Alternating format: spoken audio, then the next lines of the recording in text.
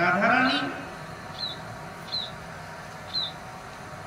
যখন যমুনা নদীতে স্নান করছেন, সেই নদীতে স্নান করার সময় মায়েরা বিশেষ করে যখন স্নান করেন, শুদ্ধ স্নান করেন, তখন চুলগুলোকে পিছনের দিকে যায়, আবার পিছনের চুলগুলোকে সামনের দিকেও এগিয়ে আসে। রাধারানীর ঠিক সেই রূপ তিনি বর্ণনা করছেন বিদ্যাপতি পদে রয়েছে। সেই চুলগুলোকে নিচে নিয়ে এসেছেন, আর এক এক বিন্দু যেন জল ধরছে, সেই বিন্দু কণাগুলো যেন সাক্ষাৎ স্বর্ণ মুদ্রা বা রূপা মতো সুন্দর দেখাচ্ছে। এগুলি বর্ণনা করছে যে দেখো দেখো রাধারানী চিপুরে কত কত বিন্দু বাড়ি বিন্দু ঝরছে, যেন স্বর্ণের মতো বা রৌপ্যের মতো উজ্জ্বল হয়ে উঠেছে। এত সুন্দর ভাবে বর্ণনা করেছেন বিদ্যাপতি সেই রাধারানীর কেশ বিন্যাসে মাধুর্য। যেই কবিতা আবৃত্তি করে শোনালেন, তখন বিদ্যাপতি সেটা আমার মুখস্থ নেই, তাই বলতে পারছি না। সে বিদ্যাপতি যখন সে আস্বাদন করছেন সভা কবি, তখন বলছেন, বা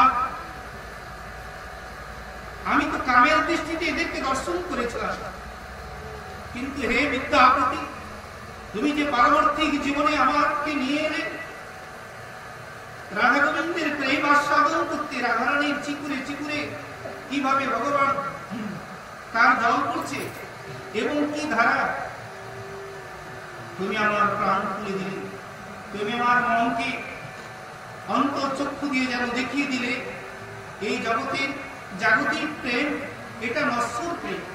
তাই দুর্লভ প্রেম যদি পেতে চাও, রাধা মাধবের সেই নিকুঞ্জ লীলা যে নিগুণ প্রেম, সেই নিগুণ প্রেমকে তুমি আস্বাদন করো, এর মধ্যে কত আনন্দ পাবো।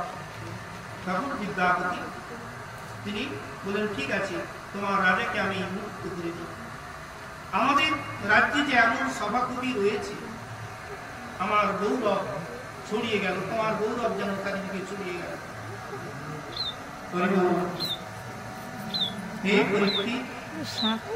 ভগবান শ্রীকৃষ্ণ হচ্ছেন আত্মারাম, আপনাতে আপনি সন্তুষ্ট এবং পূর্ণ স্বরূপ। তিনি ভগবান পূর্ণতম, পূর্ণতর, পূর্ণ। কিরকম উপনিষদে দেওয়া আছে সেটা, যেমন একটা প্রদীপ থেকে যদি লক্ষাধিক প্রদীপ জ্বালিয়ে দেওয়া হয়, সেই প্রদীপের কোন কিছু ক্ষতি হবে কি? মন্দিরটা একটু শেষে না, সেরকম ভগবান পূর্ণতম, পূর্ণ, পূর্ণতর, আবার পূর্ণ। যখন 11 বৎসর লীলা আস্বাদন করেছিলেন বৃন্দাবনে, তখন ছিলেন পূর্ণতম 64 গুণের প্রকাশ। মথুরা দ্বারকায় যখন চলে গেলেন, মথুরায় যখন চলে গেলেন, তখন তিনি হলেন কৃষ্ণতম। দ্বারকায় যখন চলে গেলেন, মানে পূর্ণ, তখন হয়ে গেলেন পূর্ণ, অর্থাৎ সেই তারতম্য একটা রয়ে গেল। নিগুণ নিবৃত যে 64 গুণের প্রকাশ ছিল বৃন্দাবন, সেখানে একটু গ্রুপ কেন না, সেখানে ঐশ্বর্যের লীলা আস্বাদন করতে লাগলেন। দ্বারকায় ঐশ্বর্যের লীলা, বৃন্দাবনে যখন ছিলেন কেবল মাধুর্য। যদিও ঐশ্বর্য ছিল, তবে মাধুর্যতা বেশি। যিনি অখণ্ড, যার থেকে দ্বিতীয় কিছুই নেই, তার মধ্যে কাম কল্পনার প্রশ্নই তো ওঠে না। তবুও যোগমায়ার এক অপূর্ব লীলানাট্যে কুশীলবের মতো সেই সর্বেন্দ্রীয় বিবর্জিত, সর্বেন্দ্রীয় গুণাভাস্কর, পূর্ণতম পুরুষত্ব, সেই নির্জনে আরাধিকাত্মের সঙ্গে মিলিত হন। তাদের ঘিরে জেগে থাকে এক অলৌকিক রাত। তার সকল সৌন্দর্য, সকল মাধুর্যের সমাহার নিয়ে পৃথিবীর বুকে অনুষ্ঠিত এক অপার্থিব মহোৎসবের সাক্ষী হিসাবে এই পরীক্ষিত প্রকৃতির পরপারে প্রাকৃত দৃষ্টির বিচার চলে না। যে স্থানের কথা চলছে প্রকৃতির পরপারে, অর্থাৎ ভগবান গোবিন্দ যে অপ্রাকৃত, সেই চিন্ময় দেব, সচ্চিদানন্দময়, সচিত আনন্দময়, তাহলে অপ্রাকৃত দেহে অপ্রাকৃত অবস্থায় তো তবে তো কৃষ্ণ কথা আস্বাদন হবে। আর যদি প্রাকৃত শরীরে প্রাকৃত কথা আস্বাদন করি তাহলে কিন্তু আস্বাদন করা যাবে না। যারা মূঢ় তারা মনে করেন যে ভগবান গোবিন্দ 16,108 গোপীকে তিনি আহ্বান করে ডেকেছেন, কিন্তু ভগবান গোবিন্দের সে ক্ষমতা ছিল 16,108 কেন, অনন্ত জীব সমূহের মধ্যে সমস্ত চর অচর সমস্ত প্রাণীদের মধ্যে যিনি আত্মারূপী ভগবান রয়েছেন এবং সকলের প্রতি তিনি আকর্ষণ করেন। এই জন্য তার নাম হয়েছে কৃষ্ণ। এমনকি উৎকৃষ্ট আকর্ষণ এবং সবকে তিনি আকর্ষণ করেন প্রকৃতির পরপারে। এই জন্য প্রাকৃতিক দৃষ্টির বিচার চলে না সেখানে, তবু অচিন্তনীয় ভাবের প্রভাব, অচিন্তনীয়, যাহা আমরা চিন্তা করতে পারি না। তাই সেই লোকোত্তরের লীলা থেকে লৌকিক জগতে সম্ভব বাসনার্থ কামহীন স্ত্রীবশ ব্যক্তির দুর্দশাতম স্ত্রীজনের দৌরাত্মের বিষয়ে সূচনা লাভ করা যেতে পারে। সেখানে কাম গন্ধহীন, কামের কোন গন্ধ নেই, লেশ মাত্র নেই,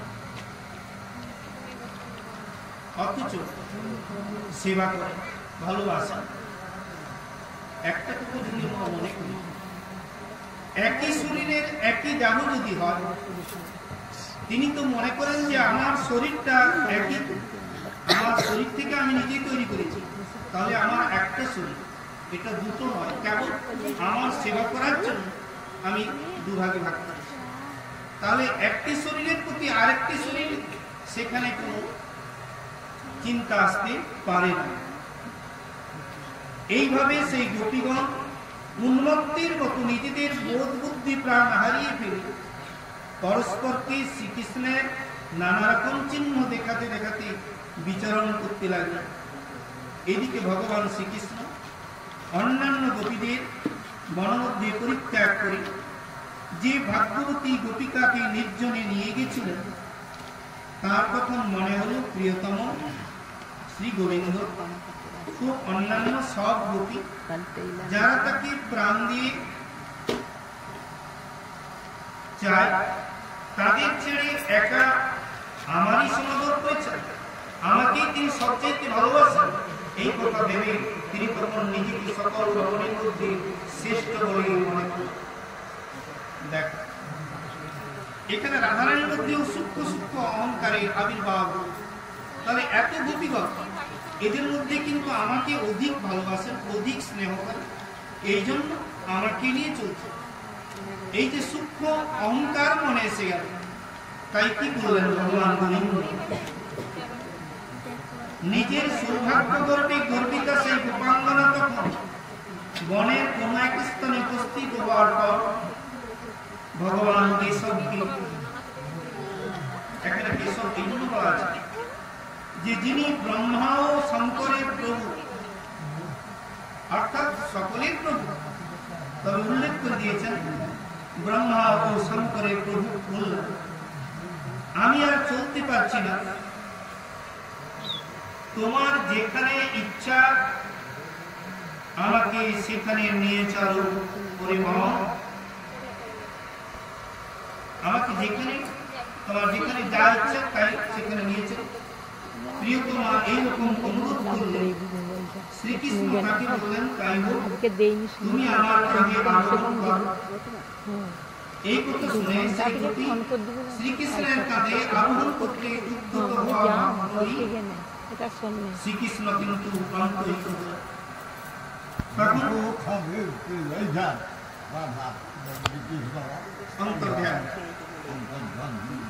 তখন সেই ভাগ্যবতী ভামিনী অনুতাপারণী মানে অনুতাপ অনলে দগ্ধীভূত হয়ে ক্রন্দন করতে লাগলেন।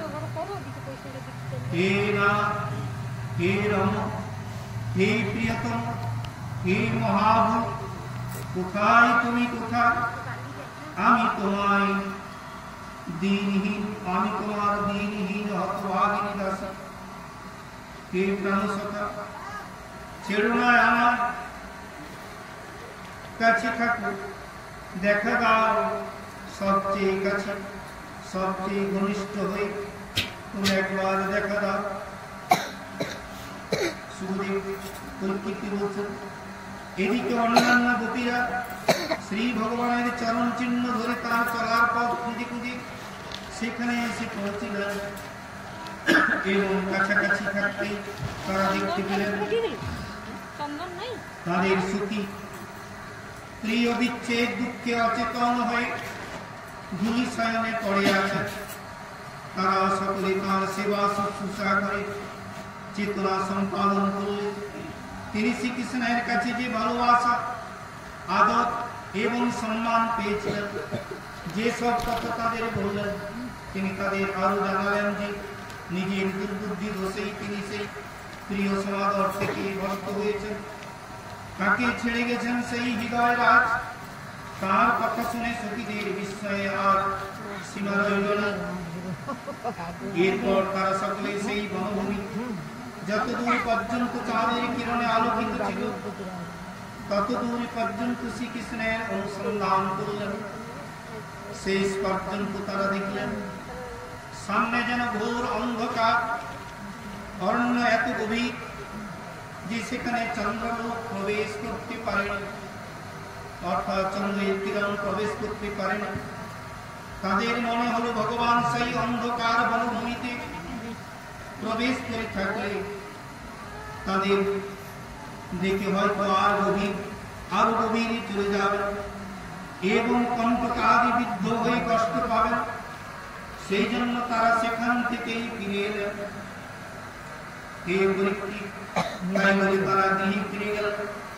তারা প্রকৃতপক্ষে নিজেদের গৃহের কথা তাদের মনেই পড়ল না। তাদের মনে তখন শ্রীকৃষ্ণ ছাড়া আর কিছুই ছিল না। তাদের মুখে কৃষ্ণ কথা ছাড়া অন্য কিছুই উচ্চারিত হচ্ছিল না। কারণ এই জগতে যত কথা কেবল সুখ দুঃখের কথা, কৃষ্ণ কথা, সার কথা, কৃষ্ণ কথা, সার কথা। তাদের শরীর শুধু শ্রী ভগবানের উদ্দেশ্যে কর্ম, অথচ তার লীলানুকরণ ব্যতীত অন্য কোন কাজে সমর্থ ছিল না। তাদের আত্মায় তখন শ্রীকৃষ্ণময় হয়ে গেছিল। তখন তারা জগৎ সংসার ভুলে শ্রীকৃষ্ণের গুণগানে মগ্ন হয়ে গেলেন। ধীরে ধীরে তারা পুনরায় এলেন কালিন্দী পুলিনে, অর্থাৎ যমুনা পুলিনে, যেখানে ভগবানের সঙ্গে তাদের মিলন ঘটেছিল। কৃষ্ণ ভাবনাময় সেই কৃষ্ণ প্রিয়াগণের সমগ্র অস্তিত্ব তখন একটি আকাঙ্ক্ষায় উদ্গ্রন্থি দীপশিকার মতো জ্বলছিল যে হে গোবিন্দ ফিরে আসুন। যমুনার চন্দ্রকর জল তটভূমিতে সেই বিরোহিনীরা তখন সমবেত ভাবে কৃষ্ণ গানে রত হলেন। অগ্নিল যমুনার জল, অগ্নিল যমুনা।